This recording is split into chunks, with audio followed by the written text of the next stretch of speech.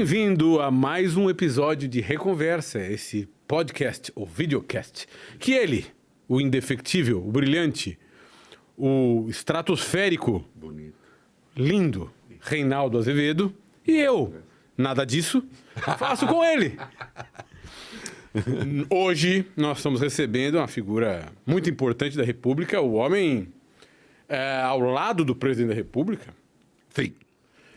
O ministro-chefe da Secretaria da Presidência da República. Homem que foi 2 vezes deputado federal, foi secretário de Estado mais 1 ou 2 vezes, foi superintendente do IBAMA, é uma figura de Estado, que conhece as entranhas do Estado brasileiro e que vai conversar com a gente, Reinaldo Azevedo. Muita honra. Para a nossa honra e para o nosso deleite. Ministro Márcio Macedo, seja bem-vindo. Uma honra tê-lo conosco. Uma honra para nós e para os nossos espectadores que querem saber mais como é que esse governo anda, o que tem feito, o que fará, mas não antes de ouvir o seu Wikipedia. Você sabe que aqui começa com o Wikipedia pessoal. Por favor, o senhor tem a palavra. Conte a sua vida. Conte tudo, não esconda nada. Pode resumir, não precisa ser.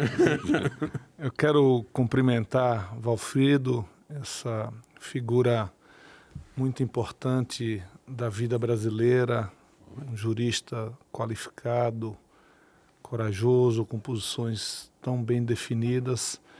Quero lhe abraçar, quero cumprimentar Reinaldo Azevedo, que é um ícone do jornalismo brasileiro, que eu tenho muito respeito, admiração. Gosto muito dessa fase mais recente dele, que já não é tão recente assim, já tem algum tempo. Já desde quando teve a sentença, ele já fez um bom trabalho. Um excelente trabalho. A outra parte eu já esqueci, não faz parte mais disso. Quero dizer que vocês estão fazendo um trabalho extraordinário aqui. Quero aproveitar para cumprimentar todos que nos acompanham neste momento, que estão assistindo, que estão ouvindo esse bate-papo que nós vamos ter aqui. Quero parabenizar, porque esse é um programa que eu acompanho, que eu assisto, que eu acho que estava faltando na imprensa brasileira, que era um debate de fundo, com tempo e com muita inteligência borbulhando. Eu espero estar à altura de estar aqui com vocês. Só vem gente à altura aqui, meu filho. Pode ficar tranquilo. Olha, eu sou Márcio Macedo, eu sou filho de um camponês que se transformou num pequeno comerciante e uma dona de casa. Meu pai veio para São Paulo ser cobrador de bonde, que ainda tinha isso. Depois ele percebeu que aqui ele não ia crescer do ponto de vista como ele gostaria. Ele juntou um dinheirinho e voltou lá para a divisa entre Sergipe e Bahia. Eu sou de uma família de 6 irmãos, meu pai e da minha mãe. Depois nós descobrimos que nós tínhamos um irmão antes do meu pai, antes do casamento, que a gente acolheu agora e vive com a gente. E, Reinaldo, minha mãe teve cinco primeiros filhos de parteira. Era uma cidade entre Sergipe e Bahia. Meu pai é baiano, de Rio Real, e minha mãe é sergipana, de Itabaianinha. Então, na cidade não tinha hospital.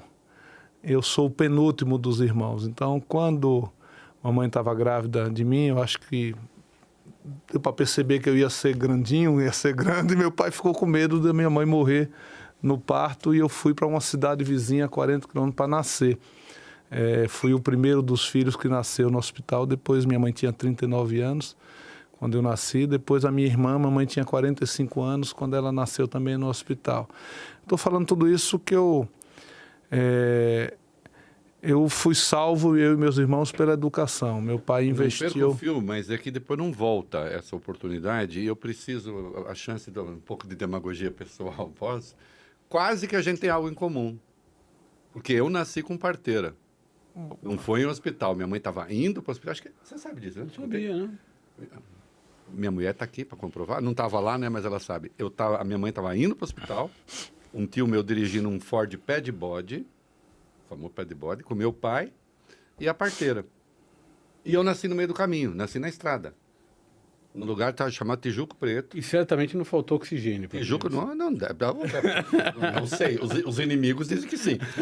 Tijuco Preto, Tijuco é barro, brejo, né, numa região ali que consta que era mal assombrada. talvez seja verdade, né?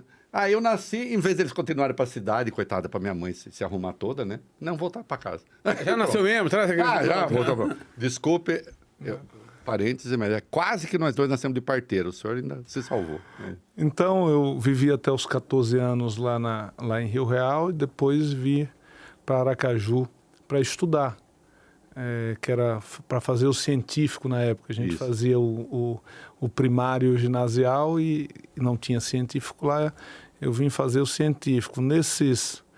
Nessa minha infância e adolescência lá, para mim sempre foi uma grande escola, porque a gente vivia todo mundo junto, quem era rico, quem era pobre, os meninos na rua brincando. Então eu tive uma experiência muito de convivência, um pouco um social de igualdade. Era o mesmo campo de futebol, era a mesma pracinha que a gente jogava bola de gude, que a gente brincava de furapé, de manje, que estudava todo mundo na mesma escola pública. E sempre atento, desde criança me interessava a parte da política. Meu pai era um brisolista, um camponês, mas com a formação... Meu pai tinha 4ª série primária, minha mãe também. Mas um homem de uma sabedoria muito, muito grande. Meu pai e minha mãe foram a minha primeira escola. Eu tive a sorte de nascer numa família pobre. Meu pai depois ascendeu, virou classe média baixa.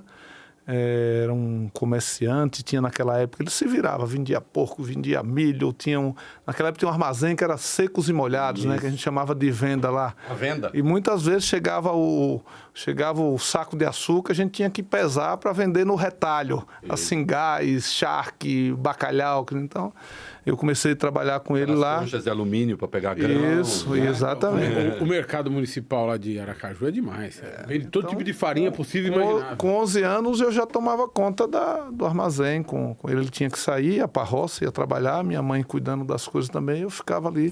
Meus irmãos já tinham saído para estudar. No ano que eu nasci, meu pai teve uma visão muito grande, porque tudo que ele construiu, ele gastou para que a gente pudesse estudar. Ele apostou na educação. Então, no ano que eu nasci, todos estudaram, todos são formados. No ano que eu nasci... Com 3º grau? Todos com 3º grau. No ano que eu nasci, em 1970, meu irmão foi estudar em Salvador, na época era. E aos 14... Então lá eu tive muito acesso a... Desculpa, ele é o único político do Brasil que sabe o que são as mitocôndrias. Ele vai explicar. Não, eu também sei o que são mitocôndrias. Político. Ah, bom. Eu acho que eu sou o único que é biólogo da política. Responde pela respiração das células, não é isso? As mitocôndrias? Eu sei até o que são lisossomos. Por essa você não esperava, né, Giovanni? Isso me ensinou, e assim, a grande escola, meu pai e minha mãe, foi escola ética e moral. Meu pai era um homem muito retilíneo, um homem... Um brisolista ideológico? Brisolista ideológico, sem muito conhecimento técnico, teórico, mas com muita visão prática, né? Então, assim, ele era um homem muito rígido, muito violento às vezes também, mas que isso fez com que passasse conceitos muito fortes de ética, de honestidade. Eu lembro de uma frase que ele falava: nós nascemos pobres, se você não for honesto, o que é que você veio fazer nesse mundo? Você tem que se pôr pela sua honestidade. Se ele dizia, era uma coisa que isso marcou muito minha vida. Hoje em dia a gente precisa tomar muito cuidado, sabe? Por isso que eu vou interromper. O senhor disse, às vezes violento, mas não violento com a família. Ele era... Porque depois o senhor disse uma ética muito retilínea, mas podia isso ser com os filhos também? Não era. Não. Ele era muito assim. Não era aquele cara de não levar desaforo para casa, mas um pai muito amoroso. Entendi. Muito... Eu nunca percebi que eu tinha dificuldades financeiras. Era uma coisa tão estruturada, com amor, com organização, que eu não senti que eu era pobre. Entendeu? Porque as necessidades básicas a gente tinha. Eram providas. Tinha valorizava coisas muito importantes, como o conhecimento, como ter um diploma superior. Então, isso foi muito importante na minha primeira formação. E eu já acompanhando a política, eu me lembro que com 8, 7 anos já acompanhava os programas eleitorais, Arena 1, Arena 2, em MDB. Eu já comecei na escola lá a me interessar, não tinha Grêmio, que estava um clandestino, mas já tinha o Centro Cívico, que era do sistema, a gente já ocupou o Centro Cívico. E depois eu vim para Aracaju, aí foi naquele ambiente das diretas já, da primeira campanha direta de 85. Aí eu já comecei, embora muito tímido, a me aproximar. Até aí tinha um candidato a prefeito que foi quem ganhou a minha, que era Marcelo Deda Chagas. Opa! Que foi o candidato a prefeito do PT com 25 anos, ele era 10 anos mais velho que eu, que depois, através dele, eu vim para o PT. Que depois foi um grande amigo, coordenei as 3 campanhas que ele ganhou majoritária, de federal que ele voltou, as 3 majoritárias, não coordenei a segunda, a última que eu fui candidato a deputado federal. Fui secretário dele em Aracaju, quando ele foi prefeito, de participação popular, olha aí, hoje sou ministro de uma área que cuida disso. Depois fui superintendente no primeiro governo do Lula, do IBAMA, por indicação dele. E tinha formação na área, eu sou biólogo por formação, tenho mestrado em desenvolvimento e meio ambiente. Que foi outra coisa, fui para biologia porque eu queria tratar de meio ambiente, já no final da década de 80. Já era uma escolha política, digamos assim. Era uma escolha política, porque, por exemplo, meu pai queria, eu tenho 2 irmãos advogados, agrônomos, meu pai queria que eu fosse ou médico ou advogado, ou médico, advogado ou engenheiro agrônomo, que a gente vinha do campo, né? E eu queria tratar com o meio ambiente, já era uma coisa que eu achava que era importante e que depois ganhou a importância que ganhou na sociedade. Então foi o que me levou a fazer biologia, que lá na Universidade NEP tinha 2 cursos que tinham uma base mais do meio ambiente, que era geografia e biologia. Como eu não me dava bem com a geografia, eu preferi ir para a biologia para poder tratar de meio ambiente. Eu sabia o que eu queria fazer aquele curso para poder tratar dessa área de meio ambiente. Eu com 14 anos eu cheguei, ia fazer 15 anos em Aracaju, morei em pensão. Eu fui para Aracaju, foi a grande sorte da minha vida, que na vida meu pai também dizia que você tem que fazer tudo certo e não dar sorte. Foi uma sorte, porque depois eu me apaixonei por Aracaju, virou minha grande história de amor. Quem faz tudo certo, às vezes parece sorte, né?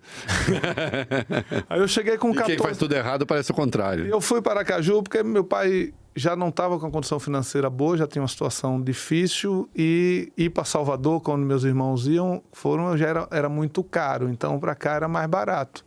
E eu fui morar em pensão, então eu morei em pensionato dos 14 aos 17, fiz o científico, escola pública, e participei da política no movimento secundarista, mas com muita timidez. Ainda eu gostava muito de jogar futebol, era muito envolvido também no futebol. Quando eu entrei na universidade, aí eu mergulhei de cabeça já na vida política. E fui organizar o movimento, aí já pelo PT, Deda já tinha ganhado o meu coração e a minha consciência de que o caminho... Eu tinha um irmão que meu pai tinha uma formação mais brisolista, minha mãe lulista, desde sempre. E meu irmão era do Partidão, meu irmão mais velho, né? Estudou agronomia em Cruz, depois virou advogado também.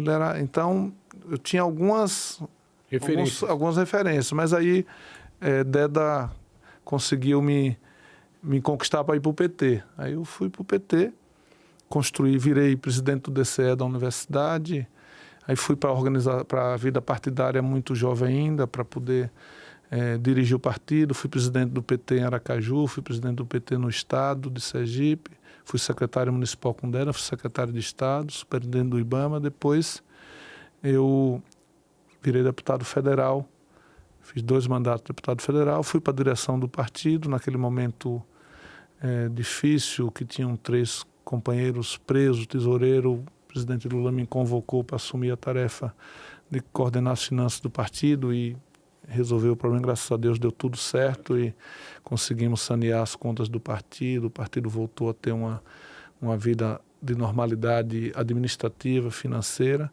Em seguida eu coordenei as caravanas dele pelo Brasil, virei depois vice-presidente do PT com a Gleice.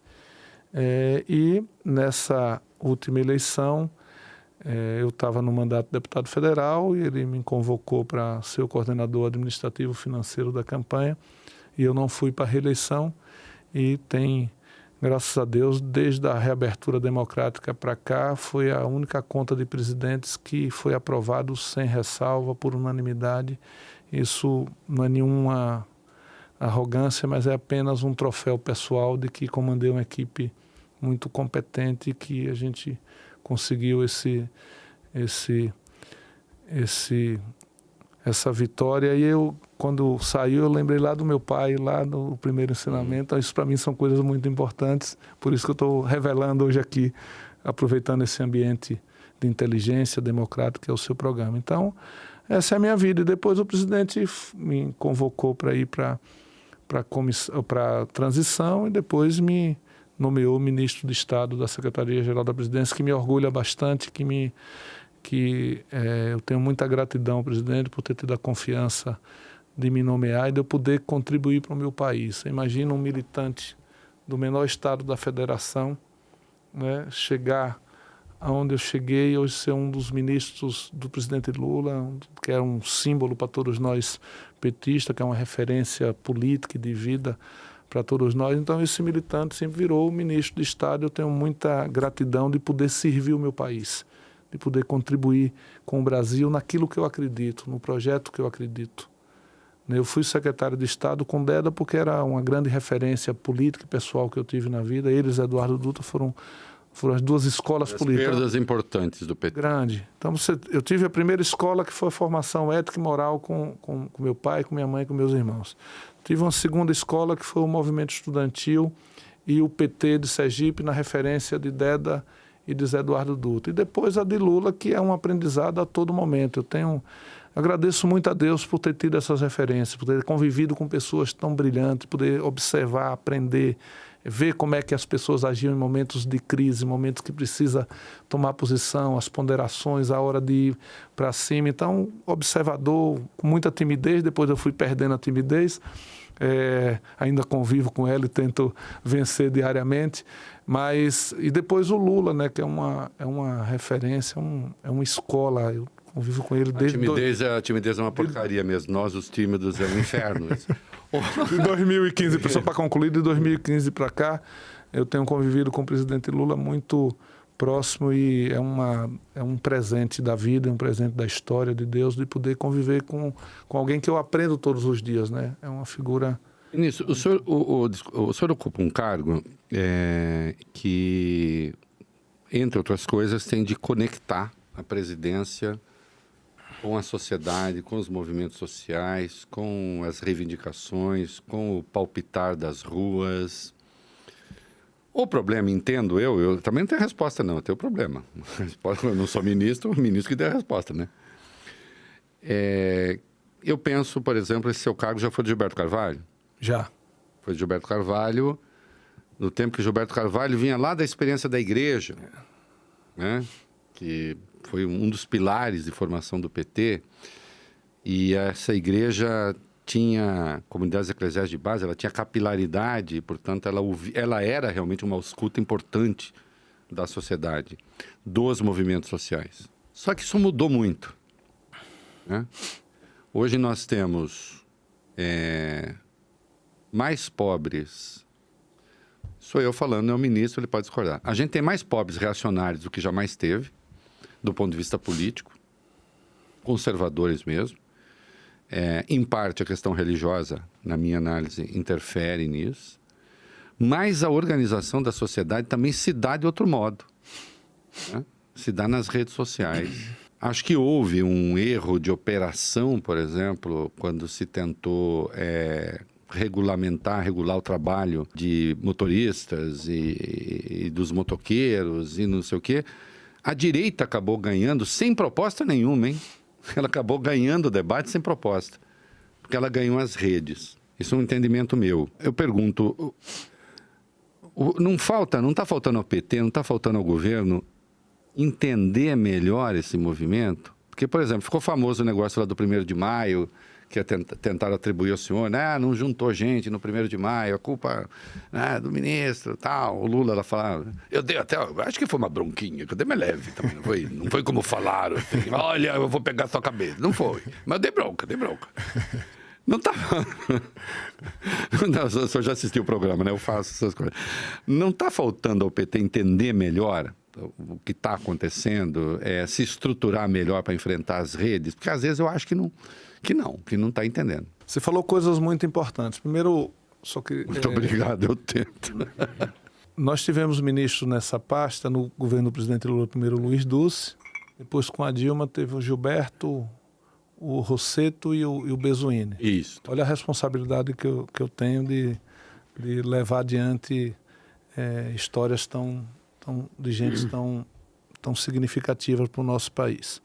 Eu adorava quando o Dulce me ofendia, porque ele é muito inteligente, então ele vinha assim, textos interessantes. Ele escreve muito bem. Escreve muito bem. E só duas pessoas leram direito Mário Faustino no Brasil, eu e ele. Então, Você colocou um tema que é central nos tempos atuais. O mundo mudou, Reinaldo, e o Brasil mudou também.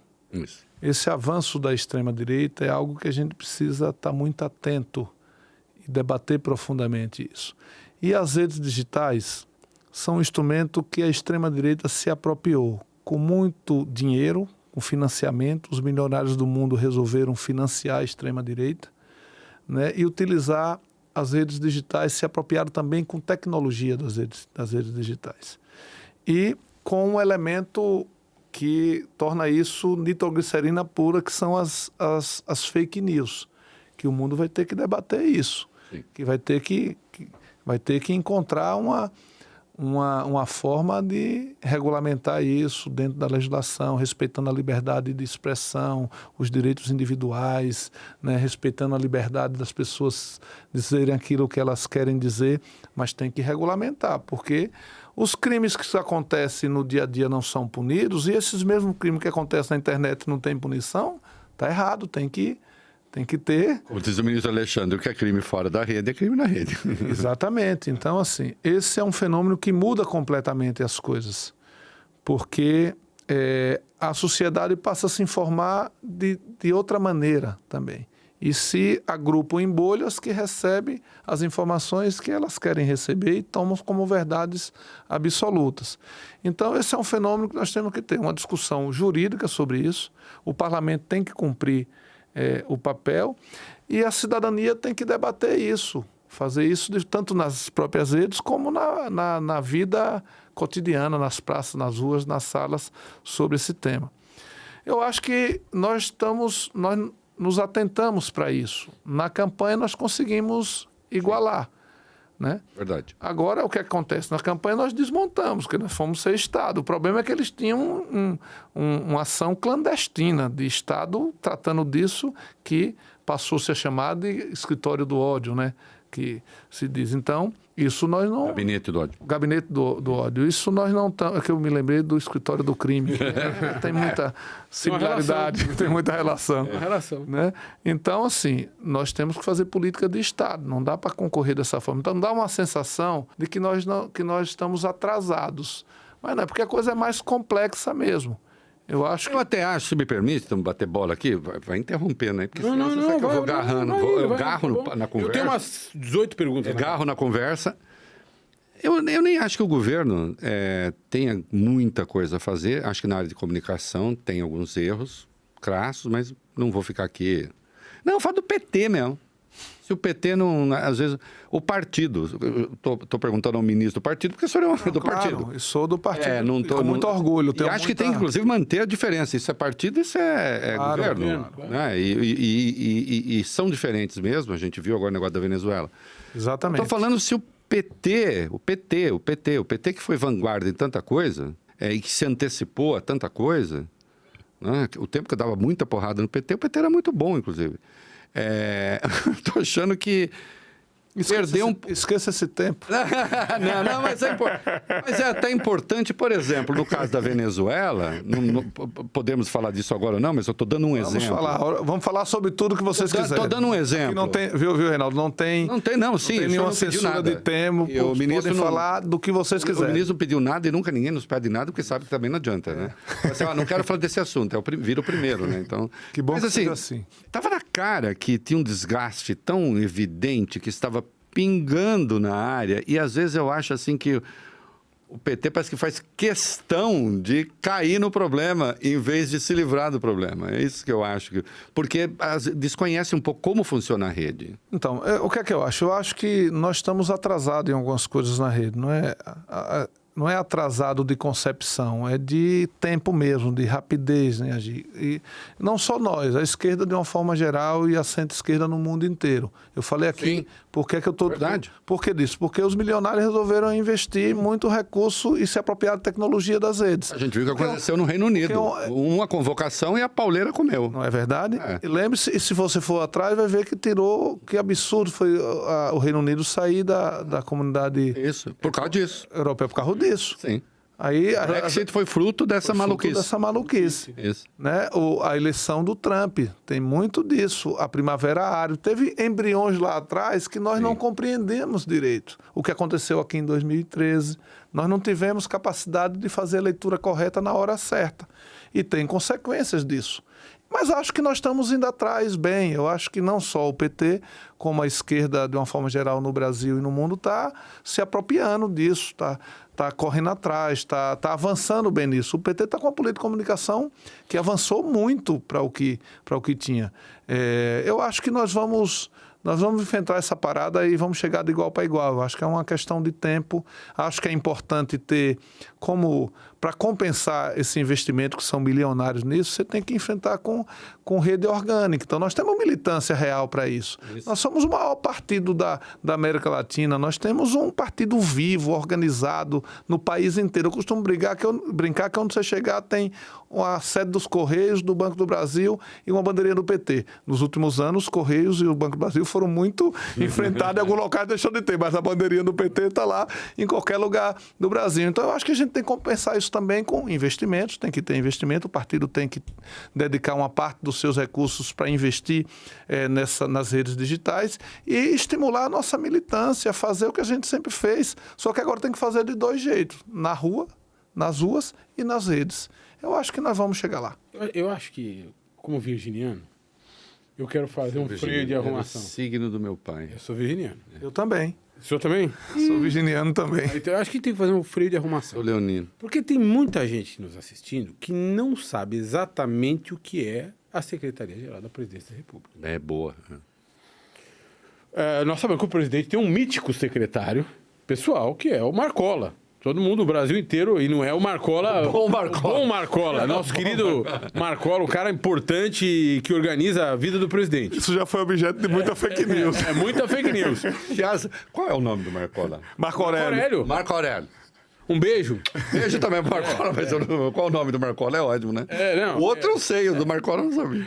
Mas que não tem nada a ver com o ministro-chefe da Secretaria-Geral da Presidência da República, que, dentre outras coisas, dialoga, por exemplo, com os movimentos sociais. E eu quero voltar a falar de movimentos sociais daqui a pouco, mas depois que o senhor nos explicar qual é a competência da sua pasta. Então, nesses últimos anos, mudou muito de função. O que é que a principal função hoje da Secretaria-Geral da Presidência é estabelecer a relação com os movimentos sociais e reimplantar o processo de participação social no país, que foi completamente destruído e obstruído nos últimos 4 anos.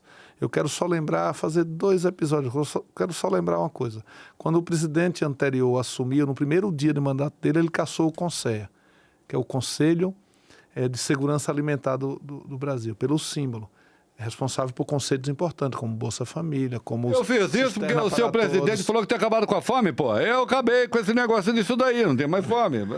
Então, o que é que o Lula fez? No primeiro dia do governo dele, ele restituiu o conselho com a mesma direção para cumprir o seu mandato e programar o processo da sua conferência, que é fundamental, que assessora o presidente, que é vivo, que participa especialista, sociedade civil organizada, que aponta alternativas para o governo, que aponta correção de rumos quando a gente está errando.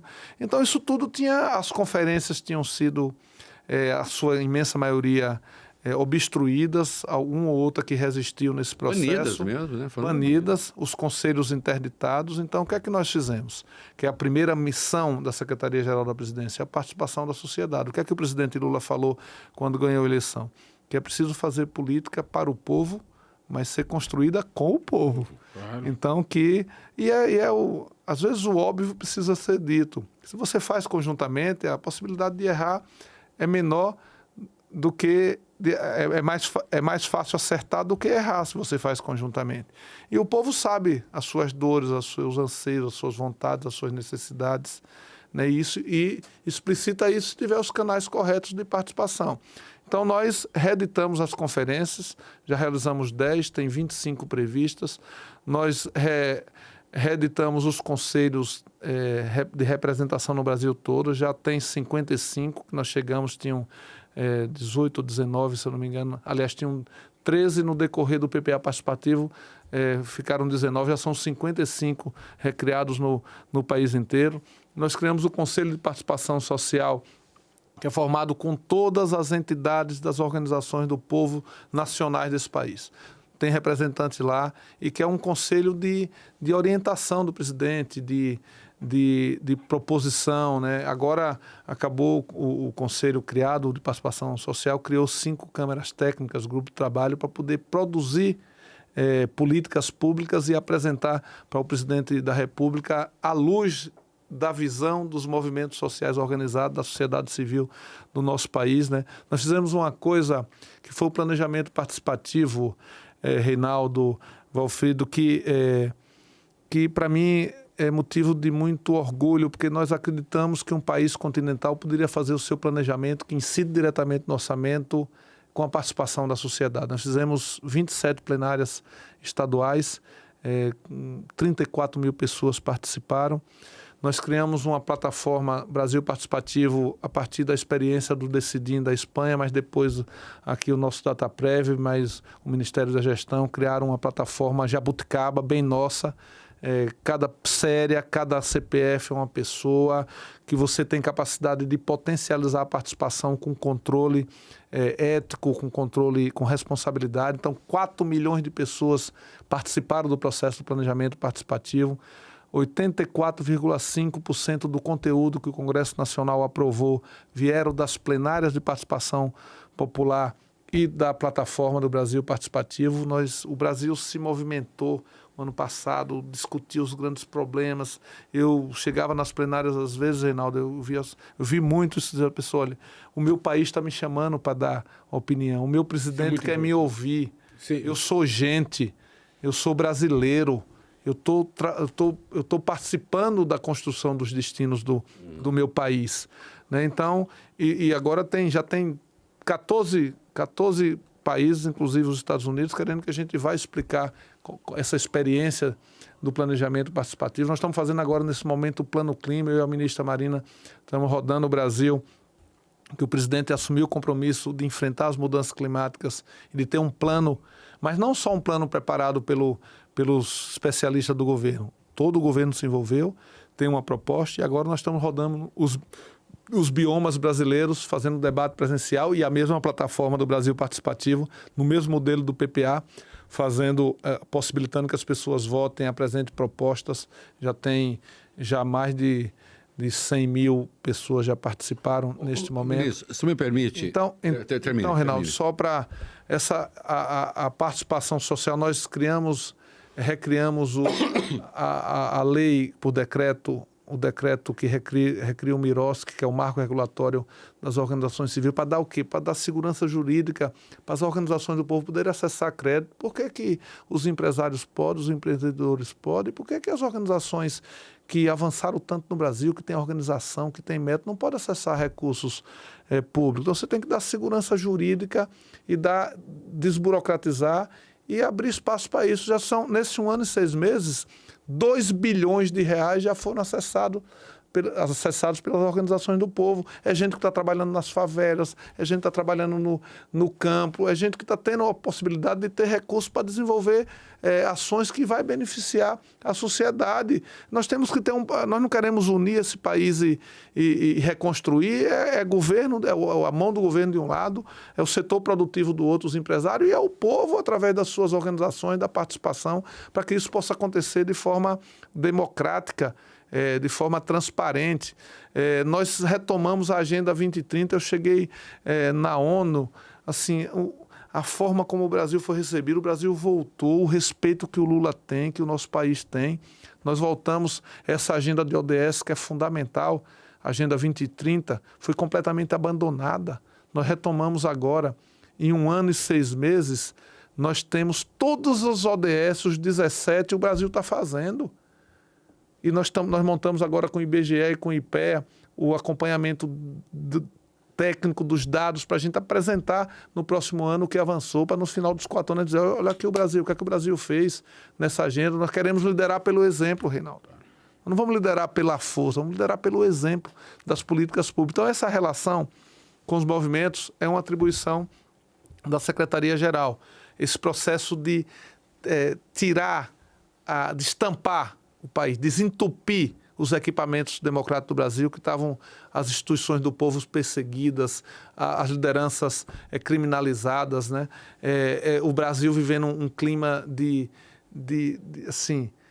cerceamento das liberdades, das organizações do povo. Então, isso nós reabrimos. O país respira áreas de participação da sociedade. Nós criamos um Sistema Nacional de Participação Social. Todos os ministérios têm uma assessoria de participação social para ser recebidos os movimentos, para poder ter a participação social em cada política que é exercida no governo federal. O presidente Lula, nesse 1 ano e 6 meses, colocou de pé todos os programas de proteção à pessoa humana e ao cidadão que tinham sido destruídos. Eu vou ficar caladinho por um tempo, mas é fundamental que eu pergunte agora, nessa hora. E a pergunta vem junto com o elogio. Depois eu vou falar outra parte. Mas não perca o fio, senão para a gente ficar conversando aqui. E vem junto com o elogio. Eu acho que assim, o presidente está, nas medições de pesquisa, ele está com 1/3 de ótimo, bom, de aprovação do governo, de 33 a 37, 1/3 está médio, e 1/3, às vezes um pouquinho menos, ruim ou péssimo. Na aprovação pessoal, fica ali acima de 50, mas também perigosamente perto. E eu acho isso muito injusto, porque eu acho que o governo, nesse 1 ano e 7 meses fechados, né, é um governo que deveria ter 55%, 60% de ótimo e bom e de aprovação. E não tem. Não tem. O povo não mudou? Eu quero fazer um debate com você sobre isso. Deixa eu só concluir isso aqui. Uma outra parte da Secretaria-Geral é, por exemplo, as precursorias do presidente Lula é de nossa responsabilidade para poder... São as equipes que preparam as viagens do presidente, tanto internacional quanto local. Claro, junto com o gabinete dele, junto com o cerimonial, que são papéis diferentes. A parte mais política da preparação. Vocês chegam antes? Chegamos antes, conversamos, juntamos todo mundo, o movimento social, o parlamento, o governo, tal, sentamos, discutimos previamente a agenda, onde é que é importante, sugerimos para o presidente, somos nós que fazemos, e tem uma parte de assessoramento político pessoal do presidente, né? Que aí você entra nos assuntos que ele determina que você entre, né? Então você vai, então, essa é uma parte que às vezes não aparece na agenda, mas é uma parte muito importante, muito e a parte que você mais passa aperto também, né? Porque eu aperto mesmo. Vai fazer, mas deixa eu te falar uma coisa. Eu quero voltar no movimento, depois da pergunta dele, eu quero voltar nos movimentos sociais. Eu quero saber se o povo não mudou. É muito trabalho. O povo não está... Vocês não estão falando muito para dentro? Não precisa falar mais para fora? Tudo isso que você me falou, esses movimentos, essa gente toda mobilizada, não está muito para dentro? Não tem que... Eu vou partir do que você falou de um terço. Teve um gênio da publicidade, que eu não quero entrar no debate político se estava certo ou errado, que era o Duda Mendonça, que ele estratificou a sociedade em 1/3 progressista, 1/3 conservador e 1/3 do meio ali. O que é que não é? Eu acho que ele tinha razão. Então o que é que acontece? Nós, é um gênio mesmo, ainda. Nós temos, com certeza, nós temos historicamente 1/3 da população que acompanha a gente e o Lula em qualquer cenário, mesmo nos momentos mais difíceis, ideologicamente está ali. Sim. 1/3 mais conservador e 1/3 que ficava a sabor da maré. Às vezes estava contra nós, algumas vezes, elegeu o Fernando Henrique majoritariamente 2 vezes, e elegeu o Lula em 2006, 1/3 da esquerda, mais esse 1/3 da sociedade que na sua imensa maioria é movido o quê? Pela expectativa de mudanças ou pelas entregas. Os Estados Unidos têm swing state, nós temos swing people. Aí não vai para lá para cá. Então, esse 1/3 migrou uma boa parte para nós na expectativa que Lula ia mudar o Brasil. Nós ganhamos a eleição em 2002. Tá? Depois o Lula saiu do governo No segundo governo tinha uma aprovação que esse outro, um terço, já estava com ele, porque pelas entregas que ele fez, pelo bom governo que fez. E ele saiu no segundo governo com 82% de aprovação. Significa dizer... Ele pegou um pedaço do outro também. Pegou um pedaço do outro. Dizendo o quê? O cara dizia que eu não gosto do PT, Mas entregou. eu não gosto de Lula, mas esse cara fez um governo que merece o nosso... Né? Só qual é o problema? Isso mudou, Sim. na minha opinião. Só as entregas não resolvem esse problema, porque a sociedade está ideologizada. Então, a máxima que nós temos, isso são opiniões minhas, viu? Pelo amor de Deus, eu não estou aqui, são opiniões sujeitas a erros. A máxima que regiu a política até agora nos nossos governos... Não é economia. De que, a economia, acertando na economia, tá certo? Acertando na gestão, fazendo as entregas, gera, por conseguinte, uma percepção da sociedade de melhora de bem-estar, que, por conseguinte, melhora a vida das pessoas e que isso reflete na aprovação e no acúmulo político de musculatura, no ganho político. Não é necessariamente assim mais. Isso. Só que eu acho que o Lula às vezes acredita nisso. Por quê? Porque a sociedade mudou, o mundo mudou e o avanço da extrema-direita de enfrentamento da democracia ideologizou a sociedade. Então, nós temos que fazer tudo isso que nós estamos fazendo, que Lula tem consciência absoluta, trabalha muito. Eu fico impressionado como ele comanda o governo dele, trabalha demais e bota a gente para trabalhar mais ainda. Esse 1 ano e 7 meses é um negócio de louco. Está todo mundo trabalhando no limite do limite, 12 horas por dia, 13 horas por dia, porque ele trabalha muito e bota a gente para trabalhar. Pois bem, nós temos que fazer essas entregas. É obrigação do governo fazer as entregas, organizar a economia. A economia está bem. Depois, eu não sou economista, mas nós podemos conversar sobre isso. A economia está bem. As entregas são boas. Algumas, Reinaldo, não chegou ainda no povo, que é natural também. Até decisão política. Vencer a burocracia e chegar no povo demora um pouco. A maioria já chegou. E as outras vão chegar. E o governo está bem avaliado, o presidente está bem avaliado, mas, como você falou, poderia, pela liderança dele e pelas entregas que o governo está falando, poderia estar mais desemprego bem... 10 anos, maior registro em carteira em 12 anos, maior a renda em 2023 que igualou a do Plano Real, subiu real mais de 11%. Você tem números espetaculares. Essa parte é que eu ia falar, companheiro. Eu vou lhe perguntar. Muito bom isso aí. Você gostou, né? Eu tenho decorado esses negócios. Sem contar que está faltando dinheiro, mas depois a gente fala disso. Então, o que é que acontece? Então, tem as entregas que nós temos que fazer, a economia vai bem, as entregas estão acontecendo, a gestão está acontecendo, mas tem algo no ar além de aviões, que é o que a extrema-direita está pregando no mundo inteiro no Brasil, que é a disputa ideológica. Ele pega 2 ou 3 temas de costume, normalmente, que é a mesma coisa que o Trump fala nos segurança Estados Unidos, pública. que o Milei fala na Argentina, que o da Hungria fala lá, que é da Itália, então, e vai juntando gente, porque está ideologizado, tem uma disputa ideológica. E a disputa ideológica, Reinaldo, me perdoe a franqueza, é a democracia contra o fascismo. São os valores civilizatórios da humanidade, liberdade, fraternidade, igualdade, combate à fome, justiça social, contra os do fascismo, do ódio, da intolerância. Essa turma uma parte dessa turma tem significativa, a maioria não gosta de pobre, não gosta de preto, tem preconceito contra mulheres, tem preconceito contra a comunidade LGBTQI+.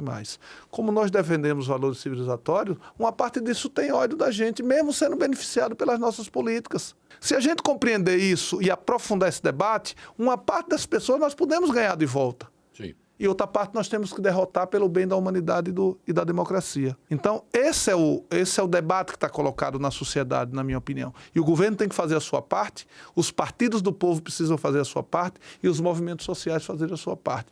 A imprensa livre, democrática, consciente, precisa fazer a sua parte. Eu estou defendendo que os democratas, independente da concepção ideológica, se unam para enfrentar o fascismo. Para mim não tem problema qual a concepção, se é social-democrata, se é democrata cristão, se é socialista, se tem compromisso com a democracia, estamos juntos no enfrentamento do fascismo, porque nós sabemos o que o fascismo representa para a humanidade e para a vida das pessoas.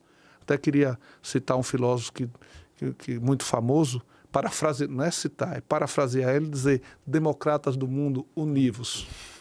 E nós precisamos enfrentar... Eu não entendi de quem você está falando. Você está falando daquele velho barbudo lá? Me passaram esse mais uma vez. Né? Movimentos sociais. Então, eu acho isso. O ministro estava citando o Marx, tá? Para não falar que velho barbudo estava se referindo ao presidente, né? Não é. Exatamente. Aí seria o jovem barbudo. Jovem barbudo. Só que aí é proletários de todo mundo univos, só para dar a coisa toda. Vai lá. Movimentos sociais. Vou fazer uma pergunta, ou duas perguntas com pimenta. Uma biquinho e uma malagueta. Nada de Carolina Reaper. Perdido. Primeira pergunta de movimentos sociais, mais leve. O senhor não acha, que os movimentos sociais, sobretudo aqueles mais próximos da esquerda, são mais discretos na sua atuação quando o governo é de direita e são mais ousados quando o governo é de esquerda? Dão mais trabalho para o presidente quando o governo é de esquerda? Primeira pergunta. Segunda pergunta. E essa é a biquinho? Imagina a outra que vai vir. Essa é a biquinho. Quando eu tô lá, eu saco bastante. Quando eu não tô, eles ficam parados. Os nossos amigos lá do MST. Invadir terra. Ô, João Paulo, vai invadir terra comigo, não é com o outro, não. Eles ficam assanhadíssimos. Essa é a primeira pergunta. A segunda pergunta é a seguinte, e ela é muito séria e tem tudo a ver com o seu trabalho. Nós sabemos que existem uma série de organizações não governamentais em atuação no Brasil e que tem interação com a sua pasta ministerial e enfim, formulando políticas, dando opiniões, fazendo pressão, como é justo que façam. Todavia, muitas delas com financiamento estrangeiro. Eu posso falar isso de cátedra porque eu presido uma instituição que não tem financiamento estrangeiro, não tem, enfim, e que repele isso. Nenhum problema de ter financiamento estrangeiro, desde que identifiquem-se os interesses por trás do financiamento estrangeiro. Quando a gente fala disso, a esquerda e a direita, as pessoas arrepiam o cabelo. Queria te ouvir sobre isso. Eu acho que sobre essa última abordagem, você perguntou e respondeu. Eu acho que não tem problema de ter, contanto que tenha regulamentação, clareza, transparência, legislação que ordene, para que as coisas fiquem no seu... Não tem interesses hegemônicos. Claro, e não tem interesses que interfiram na soberania do nosso país. Isso. Então, eu concordo com o que você falou e você perguntou e respondeu. A outra coisa, é natural que as pessoas falem mais livremente no ambiente democrático do que no ambiente autoritário e de tensão. Então, esse é um processo, porque as pessoas, as vidas correm risco, né? As vidas das famílias correm risco, então é natural que haja no ambiente democrático um barulho da sociedade mais efervescente. Aliás, eu prefiro o barulho da democracia do que o silêncio dos cemitérios dos regimes totalitários e fascistas. Então, isso não é problema, isso a gente tem que conviver com tranquilidade. O que eu acho é que nesta nova quadra, assim como o governo tem que fazer as entregas e fazer disputa política das entregas que ele está fazendo, se apropriar, na minha modesta opinião, eu não estou aqui dando aula para movimento, nem pelo amor de Deus, nós temos uma relação de respeito e de autonomia com os movimentos. Nós não queremos nem que os movimentos aparelhem o governo, nem que os movimentos sejam correia de transmissão do governo. Nós somos trincheiras diferentes da mesma luta, do mesmo lado da história. Então, é natural que os movimentos façam reivindicação, né, façam solicitação e enfrentamento de correção de rumos de política, tudo isso faz parte do processo democrático. O que eu acho, e é a opinião, é que nessa nova quadra, assim como o governo precisa dar um passo além das entregas e organizar a disputa política das entregas que ele está fazendo, o movimento precisa ir além das reivindicações e fazer disputa política enfrentando a agenda conservadora, a agenda fascista que está presente muitas vezes no Congresso Nacional, que está presente muitas vezes em setores da imprensa, que está presente muitas vezes no Banco Central, que está presente muitas vezes em outros setores da vida nacional. Então, acho que isso, se a gente conseguir calibrar isso, nós, o governo, se o movimento compreender e concordar com isso que eu estou dizendo, eu acho que a gente pode ter um enfrentamento na defesa da democracia. Porque quando eles nos atingem, porque, na verdade, eles estão atingindo a democracia, estão atingindo os valores civilizatórios da humanidade, que são os que nós defendemos. Então, se a gente compreender a profundidade disso que está acontecendo no mundo, e em especial no Brasil, a gente vai fazer um enfrentamento com muita competência e com muita qualidade política, para poder o Brasil ter normalidade democrática e poder avançar. Porque o país está avançando. Porque tem uma outra coisa, Reinaldo e Valfrido, que eu queria conversar com vocês. O que é que aconteceu no governo passado, os 4 anos de namoro com o fascismo? Os 2 anos do golpe parlamentar, que foi desmontando a estrutura do movimento sindical, por exemplo, que o governo Temer fez com o movimento sindical foi um crime de asfixiar, né? E os 4 anos de namoro com o fascismo do governo anterior. Houve uma coisa maluca, porque o presidencialismo de coalizão, que foi produzido pela Constituição Cidadã de 1988, e, consequentemente, o Pacto Federativo também, ele foi completamente solapado, né, sequestrado. Houve uma inversão. O presidente da República não governava o Brasil. A parte do orçamento que interessava o mercado, o ministro da Economia cuidava e fazia as entregas aos seus patrões. E a outra parte, o presidente da República entregou ao Congresso Nacional. Virou um parlamentarismo sem obrigações, só de direitos.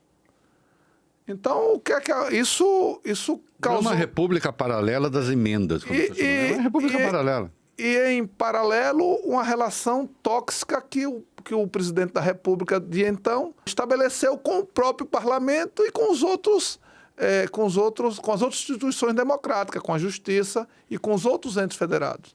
Então, isso é um coquetel molotov, né, de enfrentamento da democracia, né? Isso tem consequências, sequelas e efeitos colaterais nos tempos atuais. O que é que o Lula fez com a personalidade que ele tem, com a liderança que ele tem, com a experiência que ele tem? Ele volta e diz, não, pô, eu vou governar, eu fui eleito para governar. O orçamento da União é da União e de forma respeitosa, restabelece a relação com o Congresso Nacional. Eu fui deputado federal, eu sei da importância do Congresso. Nós temos respeito pelo Congresso Nacional. Nós não queremos invadir as atribuições do Congresso Nacional. Nós queremos fortalecer a democracia, que o Congresso Nacional cumpra o seu papel constitucional, que o Judiciário cumpra o seu papel constitucional e que o Executivo cumpra o seu papel constitucional. Então, Lula restabelece a harmonia entre os poderes e toma a rédea do que o povo lhe determinou pelas urnas, que é governar, que é colocar o orçamento da União para resolver os problemas do povo, para o país desenvolver, gerar emprego, gerar renda, gerar benefício e bem-estar ao nosso povo e para a nossa gente. O que a Constituição chama de Direção Geral da Administração Federal. Esse é o dever do presidente, que não consegue fazer sem dinheiro, sem orçamento. E reestabeleceu a relação federativa.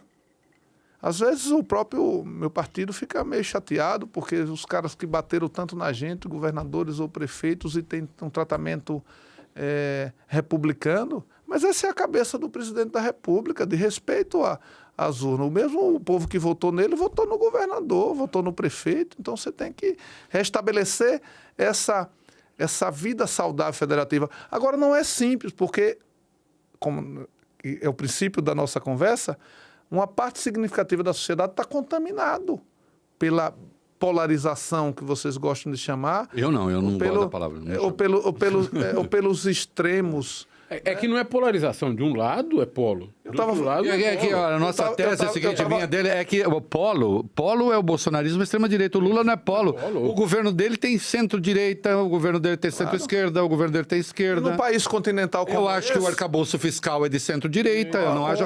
Qual que é o polo? Um país continental como esse, mega diverso, é uma democracia em formação, Você acha que é papel de um único partido resolver os problemas do país? Não é. Claro que não. Ou a gente tem a humildade de ter uma coalizão de forças que tenha como princípio a democracia e com os movimentos sociais organizados, as células vivas do país poderem ter um projeto nacional de reconstrução, e nesse projeto não cabe ódio, não cabe intolerância. Esse é o central. Por que tem essa disputa? Porque essa página do ódio, da intolerância, essa página no livro chamado Brasil, do ódio, da intolerância, do preconceito, da violência, da estupidez, do negacionismo, do terraplanismo, ele ficou para trás. E tem gente que quer ressuscitar isso, que quer ressuscitar isso. Ministro, se fosse, se o Lula tivesse, se os partidos representados no governo tivessem o número correspondente na Câmara, teria ali pelo menos uns 460 deputados, que é uma coisa muito impressionante. Estaria fora o PL praticamente e o PSDB. O resto tá tudo. E um pedaço do PL ainda está no governo, né? Na prática está, né? E no Senado, 50 e tantos. E, no entanto, há pautas ali que você tem 130, 130 e poucos. Acontece porque, afinal de contas, tem emendas individuais, 25 bilhões impositivas. Emenda de bancada... 1,2. Você tem ali aquela ação do PSOL, que você gloriosamente está... é um dos advogados, né? O seu escritório... fala ali em 8 e pouco, mas já era 11 e pouco, que deram... Na prática, você tem 21,3% do orçamento, o que sobra de dinheiro do orçamento, você tem para o Congresso. É um PAC. É um PAC. Você tem para o Congresso 51,3 bilhões. Vai contingenciar alguma coisa, mas... Sem nenhum compromisso com políticas públicas. Zero. E sem cobrança também. Sem nenhum compromisso. Veja, é tarefa do presidente da República, determinada pela Constituição, elaborar políticas públicas e dirigir a administração federal. Como ele vai se desincumbir dessa tarefa sem dinheiro? Sem 1/3 do seu orçamento. Isso. Mas não agora, é possível. Agora eu vou deixar numa situação difícil. Não, Até agora a gente está deixando a situação fora. Pera, deixa eu terminar. Agora é Carolina Reaper. Sabe o que é Carolina Reaper, né? É pimenta master. Vai apertar mais ainda? Porque a emenda PIX, tem a marca da Gleisi Hoffmann, com relatoria da Aécio Neves. A emenda PIX sai, o dinheiro sai lá, tem até a origem, vai direto para o caixa do prefeito. Como ele não passa por nenhum órgão federal, TCU não vê, vai direto para o prefeito gasta como quer, não presta satisfações a ninguém. O Procurador-Geral da República está falando, mas e aí, qual o critério? Não. E o Senado e a Câmara, não sei se você viu a manifestação, dizendo assim para o Flávio Dino, sabe o que é? A gente acha que é mais rápido fazer assim, sem burocracia. Sem controle. E sem controle. Para o espectador entender, toda despesa tem que ser controlada, ou seja, os 3 poderes observam se aquela despesa levou a um dispêndio que foi determinado pelo orçamento. Isso. E se foi para o lugar certo, se gastou com a coisa certa. Essas despesas estão sem controle. Ninguém sabe muito bem o que se faz com esse dinheiro. E acabou com o presidencialismo de coalizão. Claro. Porque os deputados não precisam, os senadores não precisam do governo para ter dinheiro. Você acha que eu tenho clareza disso? Porque eu vivo elogiando o Congresso. Por que eu elogio tanto o Congresso? O Congresso não precisava apanhar um pouco, mas eu estou facilitando um pouco para você. Que ele não vai bater no Congresso, eu bato. O Congresso foi muito correto com o nosso governo nesse 1 ano e 6 meses. Todas as matérias essenciais para o país. É verdade, mas você está falando de verdade mesmo? Aprovar. Não, eu tô falando, assim, eu não estou entrando nos pontos polêmicos, que teve divergências. A gente bate no Congresso mais que os nossos convidados, né? Mas o Congresso pode vir aqui ser entrevistado Mas também. olha, eu... Já fui muito convidado. Foi.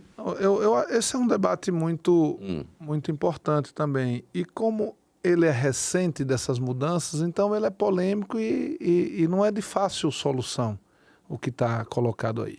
Mas do ponto de vista prático, todos os temas fundamentais para o governo, o Congresso votou. Do arcabouço fiscal, a reforma tributária que está concluindo, agora o pé de meia, todos, sem exceção, todos os projetos que eram importantes para o país, que o governo do Lula priorizou, nós aprovamos. Então, por uma questão de justiça, eu acho que é meu dever dizer isso. Sim. Claro. O que é que acontece? Esses anos que nós falamos aqui, os 2 do golpe e os 4 de namoro com o fascismo, para se manter no governo, eles fizeram concessões e bungaram um pouco isso aí, né? Atingiram de morte o presidencialismo de coalizão, né? Inverteram a lógica do orçamento. E isso não é fácil você lidar com isso com um Congresso que tem poder real, né? Que representa povo brasileiro. Então, esse é um debate que a gente... Você não fala, eu falo eu. Tem poder ilegal, inclusive, porque esse do orçamento eu considero ilegal. Inconstitucional. Inconstitucional. Assim, Pior, né? É um debate... Deixando claro, essa é a minha opinião, a dele, e não necessariamente é do governo. Não é do ministro, nós estamos falando. É do ministro. O ministro até está falando bem do Congresso. A gente até está meio agastado com ele por causa disso. Não, então, porque tem coisas que não é assunto do governo, tem coisas que é assunto da justiça, a justiça tem que se pronunciar, tem coisas que o próprio Congresso tem que discutir, tem coisas que a sociedade precisa entrar nesse debate, né? As pessoas precisam opinar, os movimentos organizados, junto com o governo. Não é uma coisa simples, Reinaldo, tratar desse tema. É um tema que eu acho que a gente tem que ter muita parcimônia, muita transparência, muito debate sobre isso. Nós temos muito respeito pelo Congresso, sabemos da opinião. Eu fui parlamentar. Eu, por questão de princípio, eu nunca usei emenda secreta no meu mandato. Não usei emenda secreta.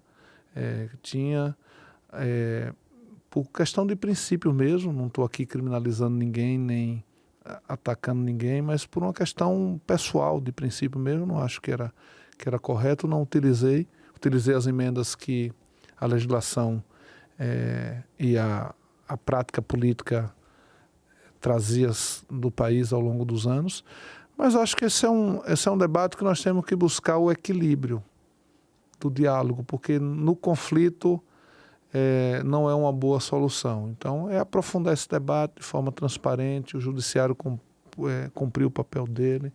O legislativo vai ter que, em algum momento, fazer esse debate no legislativo, a sociedade tem que entrar no debate e o governo fazer o seu papel. Eu acho que é um processo de amadurecimento da democracia e de retomada da vida democrática, né? Nós vivemos 4 anos de maluquice, Reinaldo, de desmonte de um Estado democrático, de uma coisa gestada com muita luta, que foi a Constituição de 88. Eu nunca pensei que eu fosse defender o presidencialismo de coalizão. Numa época eu queria era avançar mais. Olha, a gente falava mal, a gente foi treinado para falar mal, inclusive. Eu fui líder estudantil no final da década de 80 e nos primeiros anos da década de 90, nós defendíamos 3 teses, que era o quê? Combate à fome, universidade pública gratuita de qualidade, defesa da democracia e combate à fome. Eu não pensei que aos 53 anos de idade eu ia continuar tendo que defender a democracia, que defender o combate à fome e que tivesse uma prioridade na educação. Só para esclarecer, para quem não domina o debate, o presidencialismo de coalizão o Sérgio Abranches, né, o sociólogo Sérgio Abranches, foi quem acabou cravando esse nome e acabou sendo adotado, porque ele faz sentido. Quer dizer, é um presidencialismo baseado num entendimento de partidos com interesses diversos, né, mas que acabam fazendo ali uma coalizão que é hegemonizada, na verdade, pelo centro e por aquilo que acabou se chamando... numa articulação com os outros poderes. E numa articulação com os outros poderes. Com mecanismos de freios e contrapesos. Isso acabou funcionando durante um tempo no Brasil. E agora eu não sei. Foi rompido, né? Virou um presidencialismo de colisão. Na prática, nós estamos reconstruindo ele. Houve um movimento de apropriação orçamentária pelo parlamento que desequilibrou a relação entre os poderes do Estado. Eu achei que eu ia chegar nessa altura da minha vida querendo discutir mais democracia direta, que é o que nós estamos fazendo agora no governo do presidente Lula com a participação social. Mas a gente tem que fazer isso por uma mão e pela outra defender a democracia, que corre risco, gente, no mundo inteiro. Que a gente vou lhe dar a defender. chance, mas cuidado que pode ser casca de banana. Aqui sempre tem. Sempre tem. Mas é isso. Né? Carlos Nelson Coutinho, A Democracia como Valor Universal, texto de 1979, que fez a minha cabeça. À época eu tinha 18 aninhos. Era trotskista. E o Carlos Nelson Coutinho, nosso gramsciano por excelência, aquele que segue as ideias do Gramsci, editou no Brasil os Cadernos do Cárcere, escreveu esse texto fantástico, dizendo: a democracia é um valor universal, ela interessa a construção, inclusive ao socialismo democrático. A democracia, os valores da democracia, é uma tolice, ele adverte, né? Não diz com essas palavras, aqueles que acham que a democracia é puramente instrumental. Eu defendo a democracia até aqui, a partir daqui não precisa mais, porque já consegui o que eu queria. Diz, não. Mesmo para a construção do socialismo, é fundamental você ter os valores democráticos. Esses que muitos chamam burgueses. Isso já é uma leitura minha, facilitada. E depois, mais tarde, ele escreveu um texto ótimo também, que foi o socialismo como valor universal. Mas ele está falando da democracia como valor universal. E nós falamos aqui de erros, etc. Um regime em que oposição não tem acesso a meios de comunicação, mas o governo tem. Em que as pessoas são presas sem mandado judicial. Em que o executivo controla o judiciário, a Comissão Nacional Eleitoral, a Assembleia, que faz pactos com outros países por uma eleição democrática e deixa os outros países na mão, porque depois começa a inabilitar os seus adversários para se manter no poder, e que faz uma eleição que tudo indica fraudulenta. Eu estou falando de Nicolás Maduro. Por que tem tanta dificuldade? Por que há pessoas com tanta dificuldade na esquerda de chamar o Maduro de ditador, na sua opinião? Ô, Reinaldo, Valfrido, eu fico pensando... Aliás, você chama ele de ditador? Olha, eu fico pensando como é que um tema como esse vira o tema central de discussão no nosso país. Aí eu posso explicar. Eu vou falar. Eu explico. Deixa eu falar um pouquinho. Você falou. Eu já falo, deixo, mas eu explico para você. Porque, olha, isso não tem nenhuma incidência nos desafios que nós temos para resolver os problemas do povo brasileiro. Ponto. Só uma observaçãozinha. Eu acredito na democracia como valor universal. Acho que Gramsci ajudou muito a acumular esse conteúdo. Acredito no conceito do socialismo democrático, que é possível fazer com democracia e que pode ser perseguido, você ter justiça social com democracia. O Brasil lidera o continente, que é a maior economia dos trópicos, é o maior país, e tem um presidente com força política real, com respeito. Mas o Brasil não lidera pela força, como faz o Império. O Brasil, pela nossa tradição, lidera pela diplomacia e pelo exemplo. Então, não ajuda, num conflito desse no nosso continente, que o Brasil, o presidente ou o ministro, tenha que optar por um lado desse processo, se ele pode ajudar a resolver o problema. Por isso que eu acho que o presidente Lula está muito correto. E foi bom a articulação com o México, com a Colômbia, para dizer, olha, apresente as atas, apresente... se a eleição foi séria, seguimos adelante. O Brasil está certo, já elogiei. Se a eleição não foi, aí, meu amigo, o país também tem a sua forma de resolver isso.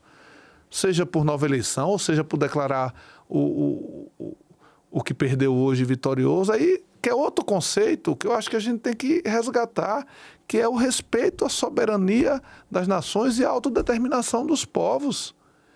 Então, por exemplo, mas nós estamos numa quadra, e eu vou resgatar, de tantos extremos, de tanta intolerância, que você tem que estar de um lado ou estar do outro.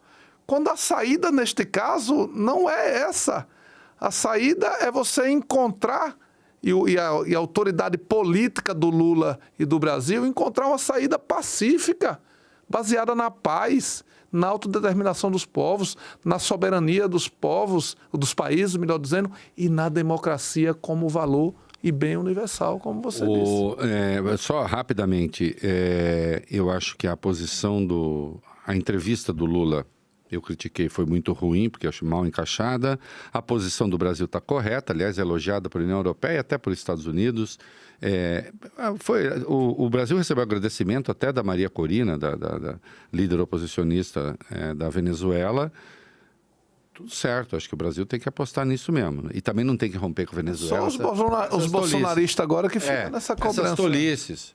Porque isso alimenta eles. Claro. Porque eles se alimentam do ódio, se Mas alimentam é por isso que a gente também não pode ficar dando farelo para porco, né? E, por exemplo, agora, a posição do PT, aí não dá, né, companheiro? Eu vou recorrer...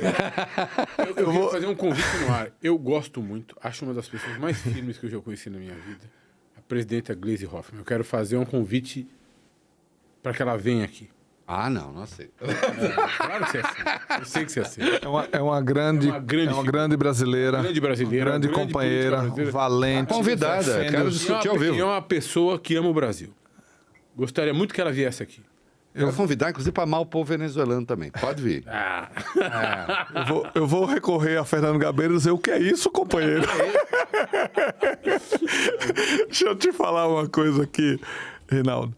É bom separar... Que o texto do Carlos Nascontinho me formou mesmo, né? Eu realmente eu tinha 18 aninhos. Eu acho que a gente tem que... Barbudo, lindo. A gente tem que separar bem as coisas. Você já foi barbudo? Uxe, muito. Nós temos que separar bem as coisas nesses tempos tão difíceis de navegar, de mar revolto. Uma coisa é a posição do governo, outra coisa é a posição do partido, que pode em alguns momentos ser a mesma posição ou não. Sim. O partido tem todo o direito... Eu perguntei porque você é petista também, né? Sou mesmo. Claro. Com muito orgulho e muita gratidão. Eu falei das minhas escolas aqui e o PT me ajudou. Meu pai me ajudou na formação ética e minha mãe, o PT, me ajudou na formação cidadã. Com muita gratidão ao PT. Muito orgulho de ser petista. O partido tem toda a autonomia de ter a sua posição. E como o governo também.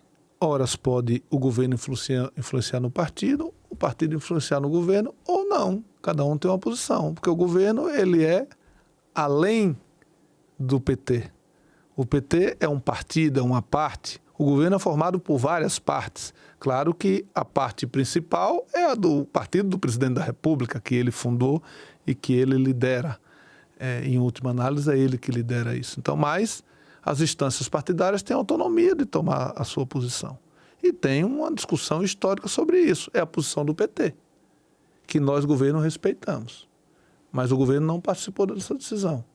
A posição do governo é outra, é essa que eu relatei aqui, que eu acho que é a correta. Você não é um Márcio Partido ao Meio para brincar com aquele livro. Você é o ministro. Reinaldo. A sua posição? A minha posição é a posição que o presidente Lula está defendendo. Deixa eu lhe dizer uma coisa. Que eu acho que é a posição correta. Esse cara é tão bom assim. Esse cara é muito bom. Não, nem eu sabia. O ministro Márcio Macedo. Posso fazer outra pergunta picante? Não? O senhor terminou? Não. Não, eu só queria, só para concluir, para ficar muito claro, e óbvio, como o podcast de vocês é uma audiência extraordinária e é uma paixão nacional hoje, para que não fique... Ora, imagina! Que não fique... Quantos metros você cresceu depois disso? Para que não fique nenhuma dúvida, ficou bem claro das posições que tem que ter e eu respeito demais. Agora, Isso quer dizer que se não tiver a ata comprovada de ponto final, não ganhou. A posição do presidente Lula e do Brasil está corretíssima e é a posição que eu concordo, colaboro e defendo onde chegar com a consciência em paz sobre isso. Curiosidadezinha que eu preciso perguntar. Se não tivesse no governo, seria essa a sua posição também? Reinaldo, você sabe, me disse um compadre de meu pai lá em Rio Real, quando eu era criança, uma coisa que eu gravei pro resto da minha vida. Ele era um auditor, era coletor naquela época, e hoje é auditor fiscal, né? Isso, Ele disse, olha... Ele falou e depois eu fui procurar saber, que eu não sabia que a palavra era isso. Ele disse, qualquer resposta que você der a uma pergunta na condicional, só se arrebenta quem responder. Aí eu fui saber o que era condicional, entendeu? Então, o se... Eu não sei. Não existe. Eu tenho que responder as coisas objetivas, as coisas de hoje, entendeu? Mas aí, então, agora você vai falar com o professor de gramática, que foi durante muito tempo. A oração... Eu não ouso discutir gramática com você nem língua portuguesa. Porque você foi professor de cursinho, não foi? Eu fui. Você foi professor de cursinho? Fui professor de cursinho. Então, como é que eu vou discutir Então, aí nós gramática temos- e literatura em português Temos com... oração condicional, mas a oração condicional ela sempre está atrelada, na verdade, a uma oração que é a principal, né? E como você é quando você é um democrata convicto, eu falo em seu lugar. Eu tenho certeza de que mesmo fora do governo defenderia a democracia. E se defende democracia, como é que vai defender Maduro, não é mesmo? Porque no regime de Maduro, talvez eu e você estivéssemos na cadeia. A interpretação é do professor. Olha a diferença. Na hora que Azevedo. uma das coisas que precisa é perder esse receio de falar, é ditador. Porra, é ditador ele, é ditador aquele orelhudo lá da Nicarágua. Não precisa. Os caras não são de esquerda. Nem de esquerda são, fascismo com linguagem de esquerda. Sou eu falando, não ele. Me permita fazer minha pergunta. O Reinaldo. Ele não vai O falar mal de Reinaldo mim. vive dizendo que eu sofri um acaptis diminúcio. O que os americanos ou os Faria Limers chamam de downgrade. Isso. O que Completo. na língua portuguesa se chamaria de um rebaixamento. Porque ele disse que eu passei a me chamar, a ser procurado no Google como Valfrido Vardi, jornalista. Eu falei para ele. Uma entrevista para os jornalistas Reinaldo Azevedo e Valfrido Vardi. Aí eu mandei um e-mail para ele, essa mensagem. Rebaixado. Falei, Sifo, você acabou de ser rebaixado de advogado, um dos maiores do país, para jornalista. O que é uma bobagem, porque se fosse jornalista, seria... Enfim, me sentiria muito lisonjeado. Eu admiro muito o jornalismo. Eu acho uma instância fundamental da democracia, que é esse valor universal sobre o qual o senhor vem falando. Todavia, o jornalismo, nos últimos meses, e durante esse governo, e antes, um pouquinho durante a eleição, vive uma relação de idas e vindas com o presidente da República. Às vezes mais favorável. Só repita, por favor. Quem de idas e vindas? Quem? O jornalismo. Ah, tá. Estou falando do jornalismo. Tá. E recentemente, e agora vou fazer uma pergunta que... Assim, eu li aquilo com muito estranhamento, mas eu queria ouvi-lo. Eu vi algumas notícias sobre a ida da primeira-dama para Paris, para a Olimpíada da França, dizendo que a primeira-dama teria... enfim, que o país teria gasto um dinheiro com passagens para a primeira-dama. Eu, como brasileiro, vejo o seguinte: o presidente Lula não pôde ir, a primeira-dama foi representar o presidente, enfim, ela tem que ir ela não pode ir de carro para a França, tem que ir de avião para a França. Eu não vejo nenhuma impropriedade nisso, mas parte da imprensa vai lá e bate nisso, como se fosse uma coisa errada, como se fosse feio o presidente, cuidando de questões urgentes do país, mandar a primeira-dama, pedir à primeira-dama que o represente nos Jogos Olímpicos. Eu não quero que o senhor comente o episódio em si, não é isso. O episódio... O que eu quero que o senhor comente é essa relação que existe entre o governo do presidente Lula e os meios de comunicação. O senhor acha que ela é uma relação adequada? O senhor acha que os meios de comunicação se comportam em relação ao governo de uma maneira adequada? Ou se eles oscilam, como eu disse, às vezes mais próximos, às vezes menos próximos, às vezes justos nos seus comentários, nas suas manchetes, nas suas matérias, às vezes injustos? Eu queria saber a sua opinião sobre a imprensa. Eu sou um daqueles que, como democrata, que acho fundamental uma imprensa livre, uma imprensa que aponte os erros e que também tenha a grandeza de noticiar os acertos, porque uma democracia se constrói com luz, com transparência.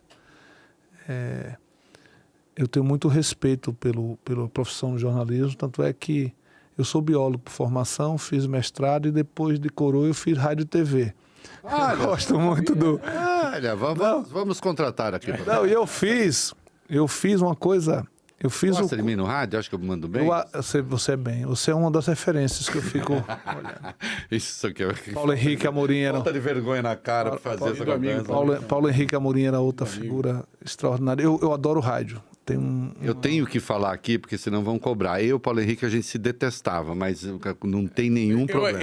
Eu era amigo dos dois. Então mas ele se deu muito bem no rádio. Ele conseguiu fazer uma... Eu gosto muito do rádio. Eu acho O rádio é maravilhoso. E agora o rádio é multifuncional. Vira no YouTube, televisão, vira na Eu só internet. fiz a observação, Paulo Henrique já morreu. Eu fiz essa observação porque é só uma questão de precisão. Não estou falando mal. Estou dizendo que ele também não gostava de mim, tá?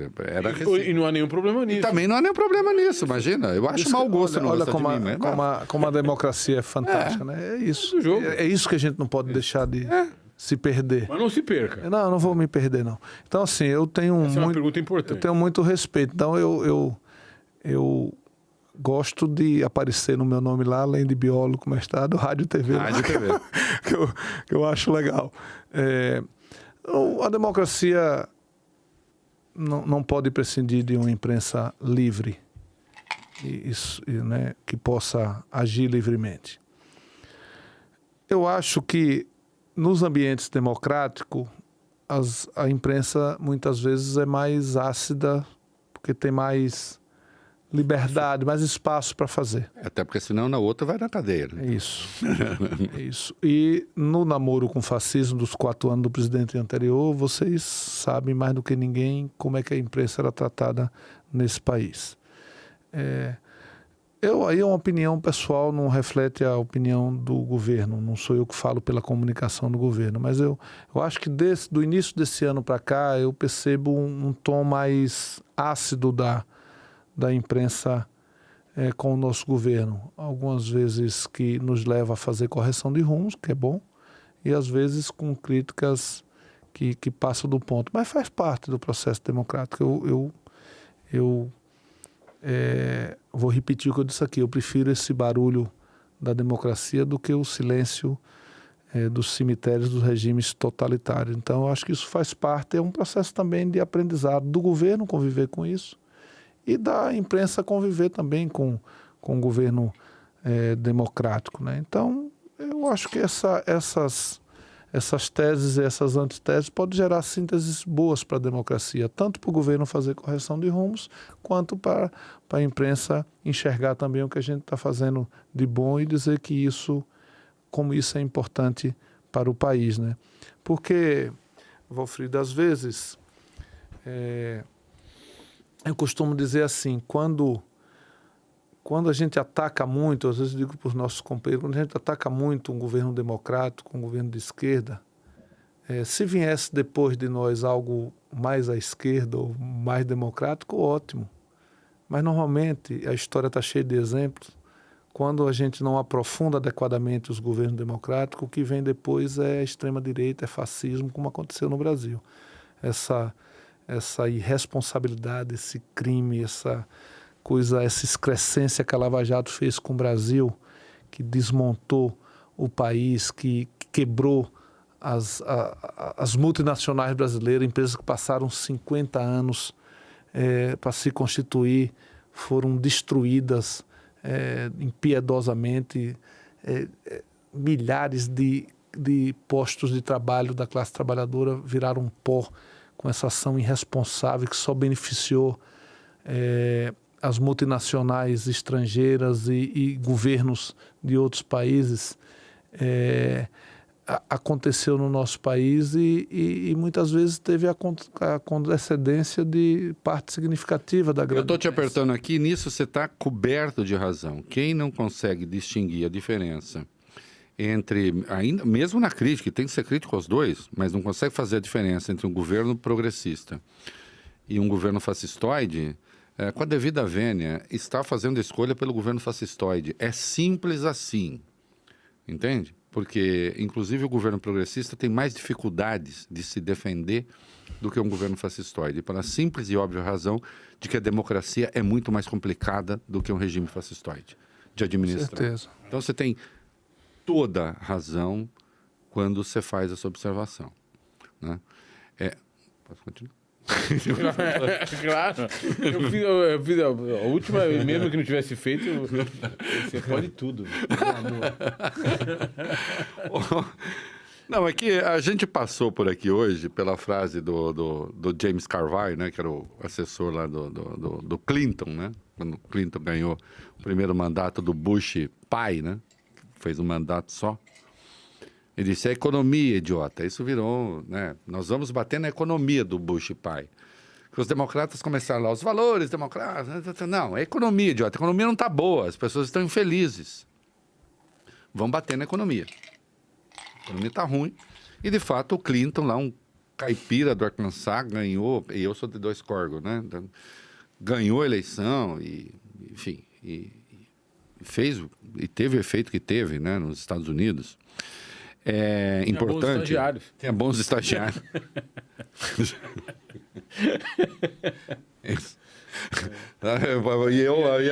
E a piada que veio eu não posso falar.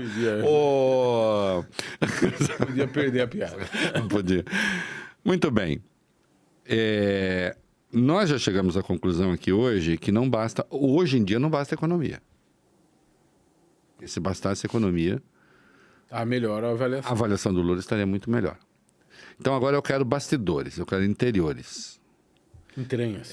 Entranhas do governo. Eu quero saber se você chega e fala assim, presidente, isso que o senhor está falando, de que a economia vai se encarregar de avaliação, tal, isso pode não acontecer. Nós temos que cuidar de outras coisas. Quando você me fala isso, quando você me fala, o que eu respondo? Olha, o presidente Lula tem uma característica que, para mim, foi de um aprendizado extraordinário, que é ele tem uma capacidade de ouvir gigantesca, tem humildade para ouvir. Eu já vi aquele homem em momento assim com 30, 40 jovens, ele ficar 1, 2 horas ali ouvindo. Então ele ouve as pessoas, ele depois ouve muito, depois toma as decisões dele. Se fecha em copo, toma as decisões dele e aí nós temos que executar. Eu estava antes de você chegar, como eu sabia que você ia perguntar sobre economia, que eu também assisto os seus programas, e eu não sou economista, mas eu, né? Mas eu organizei o que é que eu acho. Eu estava organizando ali os tópicos. Eu não vou repetir aqui, eu não sou economista, nem falo pelo governo na área da economia. Quem fala é o ministro Fernando Haddad. Aliás, um excelente ministro. Já veio aqui com a gente. Excelente ministro. Acho que... Num outro cenário. Isso, num outro cenário. É isso. Você vê nesse. Eu vou falar as coisas da economia depois que eu anotei aqui, antes de você chegar, e depois vou responder o que você está me perguntando. Um país que 1 ano e 6 meses tem um melhor crescimento econômico em uma década. 2,5 a média 2,5 ao ano. Verdade. Um país com menor nível de inflação desde o Plano Real. Verdade também. 4% ao ano. Um país que tem o menor nível de desemprego da década, Verdade. abaixo de 7%. Um país que tem o maior crescimento da renda das famílias e redução da pobreza da década. Verdade também. E um país que tem o maior nível de investimento, tanto público quanto privado, da década. Também é verdade. Às vezes eu digo, que país eu estou quando eu vejo os comentários de alguns articulistas da imprensa sobre a economia. E a elite na Itália, tomando sol. Reclamando do Brasil. Tá uma M o Brasil. Meu amigo, o rumo está certo. A economia está controlada. O presidente tem responsabilidade com o controle da inflação. Veja os governos dele. O presidente tem responsabilidade com os ajustes que têm que ser feitos para garantir a estabilidade econômica do país. Agora, o presidente também tem compromisso com o investimento nas políticas públicas, com resolver o problema do povo, com gerar emprego, com gerar renda, com matar a fome das pessoas. E isso não tem contradição, Reinaldo. Não tem contradição. A contradição está mais nos comentários de quem está prestando algum serviço além disso, do que, obviamente, a realidade objetiva. Eu não sei se você viu, acrescente, não perco o fio, mas eu acrescento na sua lista. a multiplicação de itens no carrinho de supermercado, incluindo o famoso iogurte. E agora iogurte grego. Então, vou colocar aqui Pode colocar aí. Vou colocar na minha Coloca lista. depois. Pode procurar. Então, Matéria. assim, o Brasil está no rumo certo. Propaganda sobre isso. Está no rumo certo. Ou a quantidade de investimentos que o Brasil está atraindo. O Brasil recuperou a sua credibilidade internacional, as viagens do presidente retomou o protagonismo do país, e isso tem reflexo direto na balança comercial do país, já agora. Já Essa agora. recorde também. Então, se isso está no caminho certo, se as entregas estão sendo feitas, tem algo mais a fazer. Isso eu falei agora na reunião ministerial. Eu dou minha opinião para o presidente. Eu até digo a ele, o senhor é mais genial que todos nós juntos. Mas meu dever é falar aquilo que eu penso, aquilo que eu estudo, aquilo que eu reflito e me preparo para falar com ele, porque ele é um gênio da raça. Se você não se preparar, em 3 minutos ele... Engolido. ele Destruiu você. Comido é com uma farinha. coisa impressionante.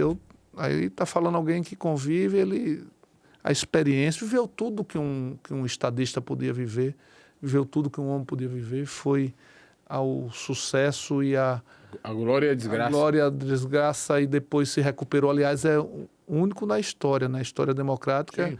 que teve uma retomada pela democracia como ele. 3 mandatos democráticos é o único.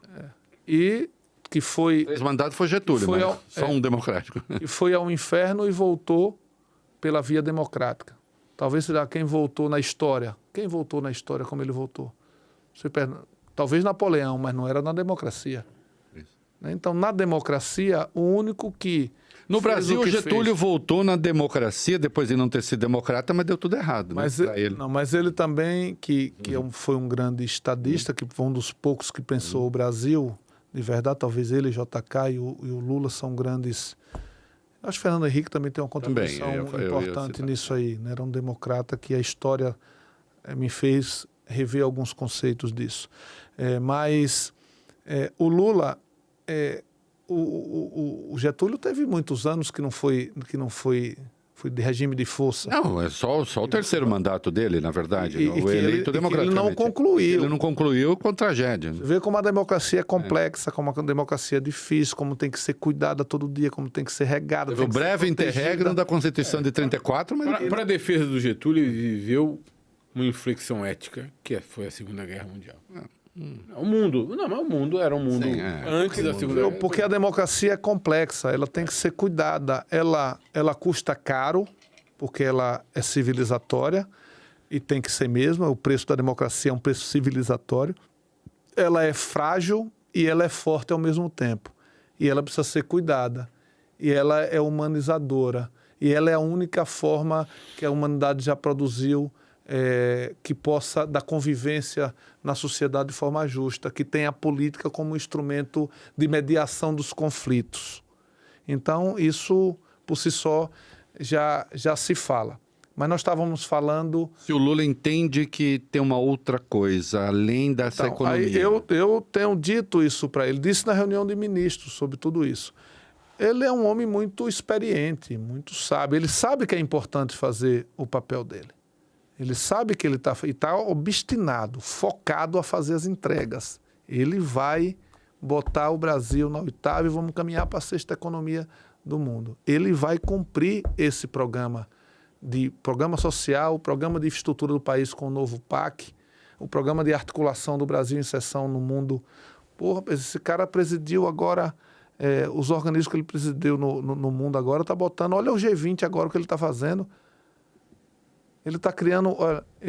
eu vou falar sobre isso já, mas só concluir isso. Então, quando ele pega uma agenda, aí já é interpretação minha, não é ele que me disse, não.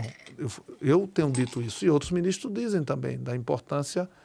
Eu falei na reunião ministerial. Isso que eu estou dizendo aqui para vocês, eu falei na reunião ministerial, que é a minha opinião. Meu dever é falar a verdade do que eu interpreto, porque senão eu não ajudo. Eu digo, presidente, o meu dever é falar aquilo que eu penso. O senhor é mais brilhante que todos nós juntos. Mas se eu não falar o que eu penso, o que eu estudo, o que eu enxergo, o que eu procuro ver, o que eu escuto, o que eu ausculto, o que eu vou atrás, eu não vou te ajudar. Né? É isso que eu tenho, é o meu dever. Eu quero a receita. Está faltando o quê? Mas, então, eu acho que quando ele faz uma agenda de rodar o Brasil como ele está fazendo, de massa, ele está compreendendo o que está acontecendo. Uhum. E está fazendo. Na minha opinião, a minha é uma opinião pessoal, eu acho que a gente tem que fazer disputa política. Nós, os democratas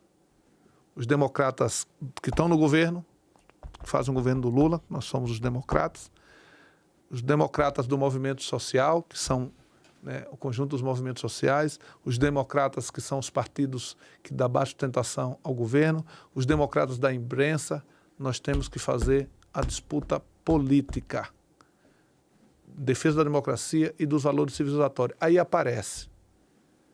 Porque uma parte disso aí que está, desse limbo que o bolsonarismo fez emergir e bungar a sociedade, como se eu estou fazendo a metáfora aqui de uma água, de um tanque, de um lago, de um rio, isso que está aí, no fundo, é o enfrentamento à democracia. E nos enfrentam porque nós somos democratas e nós defendemos a democracia. Então, na minha opinião, é disputa política que tem que ser feita. Disputa ideológica dos conceitos civilizatórios da humanidade contra o fascismo, contra os conceitos do fascismo, da democracia contra o fascismo, da luta pela paz, olha, é contraditório até dizer isso, da luta pela paz como princípio fundamental, da justiça social, do combate à fome, do bem-estar social, contra os valores do fascismo. Então, isso é que eu acho que a gente tem que aprofundar mais, todos nós. E o governo tem que fazer a sua parte. E é isso que eu tenho defendido dentro do governo. Ministro, logo no começo do governo, quando o presidente anunciou seu ministério, os ministérios, as pastas ministeriais, e eu estou fazendo essa pergunta, nós estamos quase com 2 horas de conversa. Daqui a pouco, enfim, infelizmente, vamos para o ocaso da nossa conversa. Muita gente dizia, esse ministério dura 6 meses. Logo o Lula vai trocar. No entanto, não houve mudanças significativas na equipe de governo. 1 ano e 7 meses, quase 2 anos. Metade do governo. Quase metade do governo. O ministério é o mesmo. O senhor antevê, de certa forma, o senhor é uma espécie de tecido conjuntivo dentro dos ministérios. O senhor dialoga com outros ministros, o senhor organiza reuniões com o presidente, o senhor não falou dessa parte das suas atribuições, mas... né? O senhor leva mensagens, traz mensagens, enfim, o senhor ajuda o presidente na interlocução com os ministros. Ele tá... Hermes, o Deus mensageiro. É isso mesmo. O presidente está satisfeito? O presidente pensa em mudar alguma coisa? Eu vou falar o que ele disse na reunião de ministros, que está satisfeito com o time dele, que o time que está ganhando não se muda, que ele não vai fazer nenhuma mudança. Repita, porque isso vai ser lead nos jornais e nas revistas. Não, ele disse na reunião ministerial, na abertura da reunião ministerial, que está satisfeito com o time dele, que time que está ganhando não se mexe e que ele não vai fazer nenhuma mudança. Foi isso que ele falou. Eu acho que é um bom time mesmo. Você tem ex-governadores altamente bem-sucedidos, com políticas públicas que marcaram seus estados. Você tem lideranças partidárias experientes, você tem técnicos políticos muito qualificados. É um belo time esse do presidente. E ele comanda esse time com muita presença, com muito vigor, né? Com muita coesão. Ele vai coesionando o time dele para poder dar os resultados. É difícil falar porque é um pouco... Ele é o presidente, eu sou o ministro dele, mas, antes de tudo, é uma referência política e de estadista. Ele é impressionante como ele consegue fazer com que as peças funcionem e dê o melhor de cada um. Cada um dá o seu melhor ali, como ele vai entrelaçando as peças para ter o produto final, que são a produção de políticas públicas para o país, né? E tem muita consciência, ele sabe do papel dele. E tem pressa. Quer fazer as coisas acontecer, né? Então sabe do papel dele. Às vezes eu fico olhando assim, interpretação minha, fico olhando ele agindo, eu digo, olha, aí é uma cabeça no povo para resolver os problemas do presente e um olhar na história para deixar um legado democrático, e de políticas públicas de transformação da vida das pessoas para melhor. Eu vou fazer uma pergunta, a minha, caminhando para o encerramento, depois o Alfredo encerra.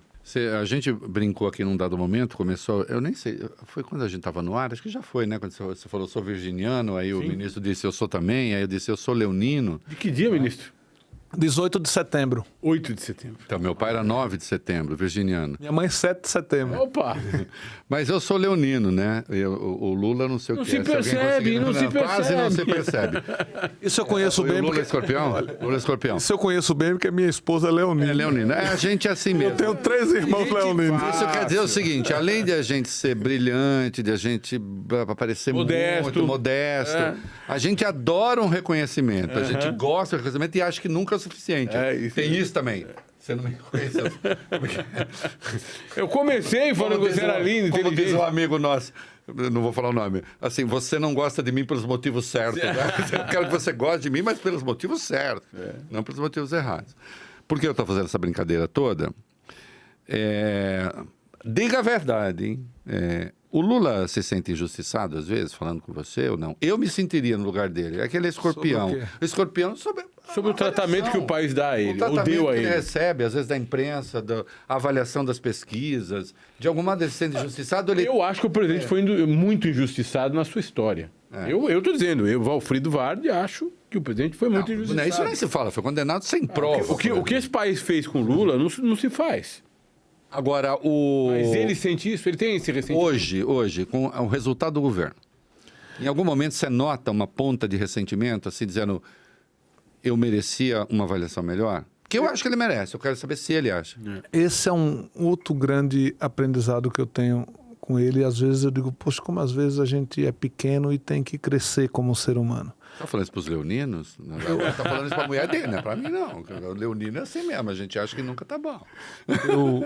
Eu vi e presenciei isso diretamente, o Lula ser preso numa prisão injusta, ilegal e arbitrária. Sim. Sem prova. Sem provas. E vi ele sair da prisão, e depois eu estava também muito próximo, e vi como ele tratou disso de forma grandiosa, sem ódio, sem rancor. E teve muita gente que nos abandonou nesse processo, né?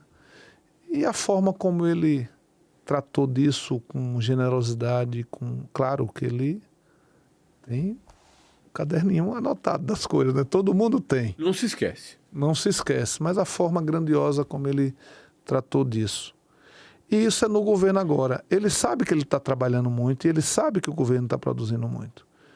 Mas eu já vi ele dizendo isso, não, em alguns meses atrás, não, eu acho que o povo está certo de reivindicar. A gente tem que fazer mais do que o que nós estamos fazendo. Nós nos comprometemos nas urnas com esse povo. Nós temos que fazer mais entrega e nós vamos fazer até o final do governo.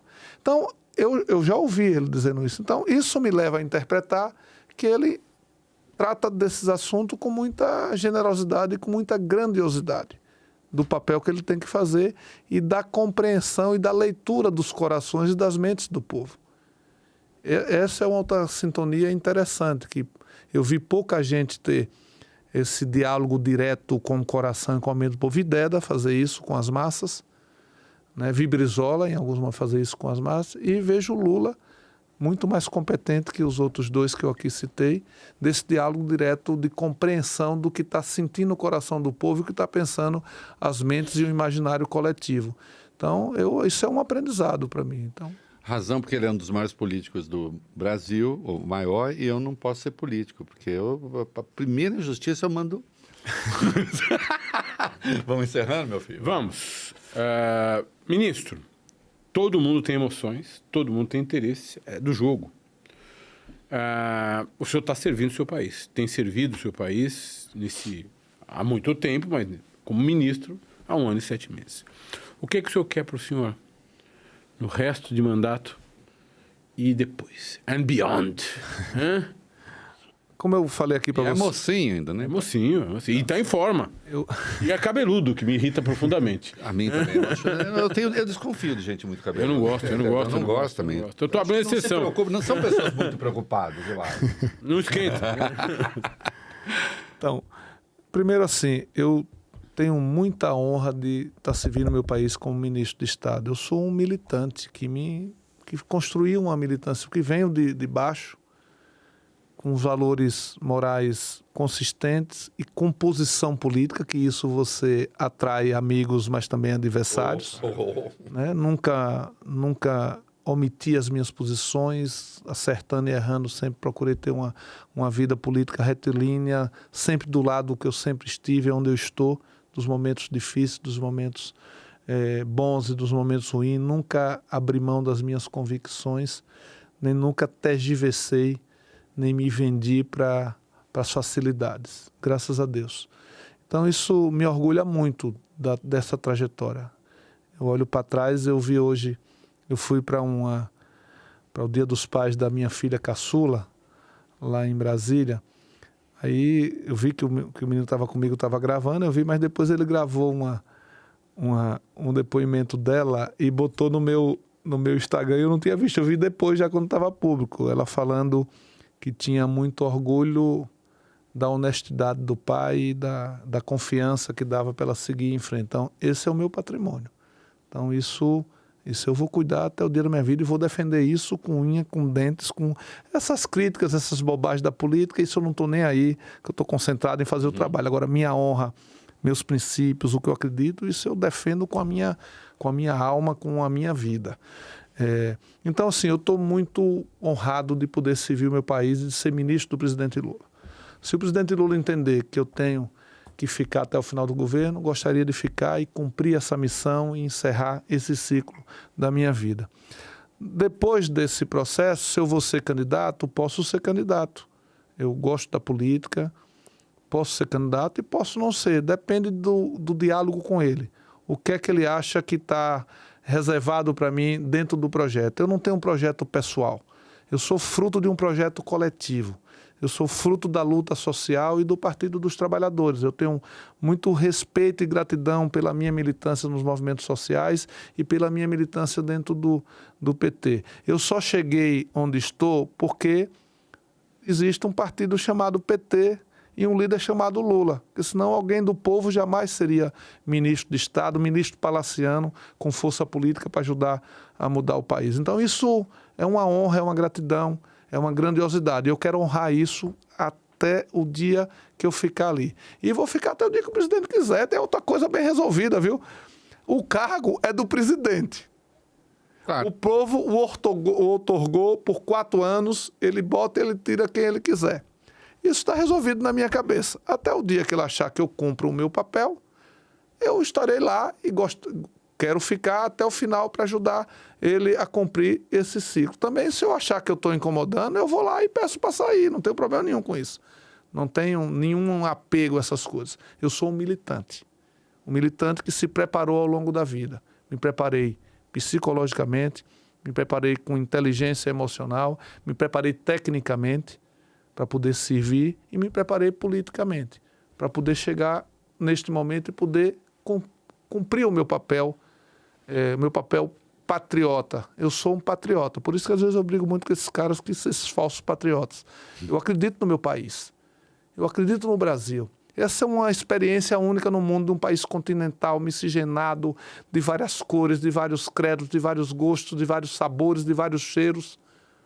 Então, eu sou apaixonado pelo meu país. Eu estar no topo do meu país, ajudando a mudar o meu país para melhor, isso é um presente da vida e de Deus que eu agradeço todo dia, peço saúde para poder honrar isso ao povo brasileiro e ao presidente Lula. Então, é isso que eu penso. Se depois daqui eu vou ser candidato, depende da conversa que eu vou ter com o presidente. Eu não sou carreira solo, eu não sou outside, eu sou fruto de uma construção política, de uma geração que se constituiu na política em momentos difíceis. Então, eu sou fruto desse projeto coletivo, que tem um líder, que chama Lula. Se ele achar que eu devo ser candidato, serei candidato. Se ele achar que eu devo ficar no governo, terminar e cumprir outra missão, você. Se achar também que encerrou meu ciclo, eu vou trabalhar e cuidar dos meus filhos e da minha família. E continuar como militante. Muito bem. E antes que você, malvadinha, ele se disse um patriota, diga, Samuel Johnson disse que o patriotismo é o último refúgio de um canalha. Ele disse isso porque o movimento patriota ao qual ele pertencia, para o qual ele escreveu um monte de textos, tinha começado a se encher de canalhas, porque ele era um verdadeiro patriota. Eu só tenho uma bronquinha com você. Eu queria também, você falou de uma coisa aqui, no meu último mandato de deputado federal agora, eu fiz um projeto, eu não sei se outro deputado assumiu, como eu não fui candidato à reeleição, de proibir que os políticos usem os símbolos nacionais. Porque uma coisa que me angustia profundamente é ver falsos patriotas usando a bandeira do nosso país, usando as cores do nosso país e fazendo política para vender o nosso país. Então, eu acho que se não está na sequência, eu acho que o deputado que esteja nos ouvindo que possa resgatar esse projeto para dar sequência, porque os símbolos do país não podem ser de uma parte do país. Ele tem que ser de todos os brasileiros e brasileiras. Pode ser barateado. Você não vai conseguir, mas a ideia é boa. E a única bronquinha que eu tenho com você, pode chiar à vontade. Eu acho que você tem de deixar mais claro que você é muito melhor do que tem parecido. E essa conversa demonstrou isso. Obrigado pela conversa. Conversa de craque mesmo, a gente termina dando as mãos. Você já viu que a gente termina assim, né? Obrigado. Gostou da conversa? Dá like, se inscreva. Essa conversa tem em qualquer lugar desse jeito. Primeiro é mentira, mas também você não quer ficar, não se inscrever, tudo bem, né? Mas eu no seu lugar faria isso sim. É sempre a chance de aprender alguma coisa, né? Obrigado, ministro. Obrigado, ministro. Obrigado, conversa. Obrigado, Azevedo. Obrigado, Valfrido. Para mim foi uma honra também estar aqui com vocês. Honra nossa. Obrigado, ministro.